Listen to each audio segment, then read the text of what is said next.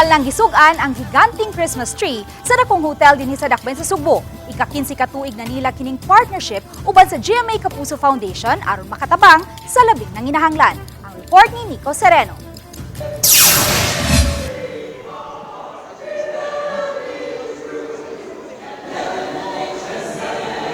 Mabulokong presentasyon ug magikahinamang huni sa Pasko.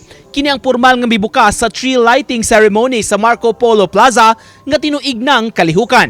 Ang higanteng Tree of Hope karong tuiga ginama sa indigenous materials. Gipangunayan sa General Manager sa hotel, Maximilian Schwalbe, ug ni GMA Senior Vice President ug Head sa GMA Integrated News, Regional TV and Synergy ug usa sa mga Board of Trustees sa GMA Kapuso Foundation, Oliver Victor B. Amoroso, ang pagpasiga sa Christmas tree.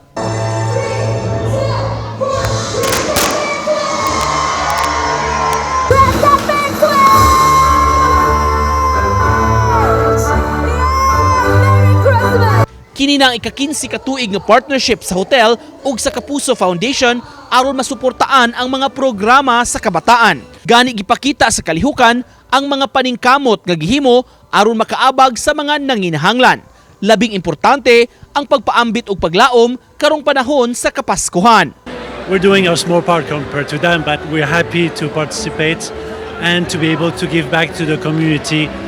Pormal sab nga gitunol sa management sa hotel ang 100,000 pesos nga natigom nga pondo sa miaging tuig para sa mga inisyatibo sa Kapuso Foundation nga mainitong gidawat sa mga opisyales. Over the years, we're very happy. We have raised over 2 million pesos, which has enabled us to have thousands of school children in Negros Orientals, Bor, Samar, Leyte, Mindanao del Norte. Through the unang hakbang sa kinabukasan and Give a Gift projects ni GMA Kapuso Foundation.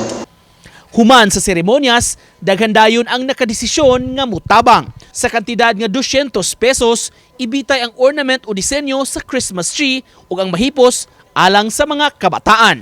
Mutabang yun mi. Christmas is ano na? Siyempre, sharing yun na.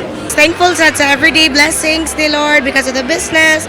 Tanan jud couldn't be possible without God. So this is one of the ways that I can show how will I be thankful sa tanan. Uban ni Cleofer Lumayag, Nico Sereno, Balitang Bisdak.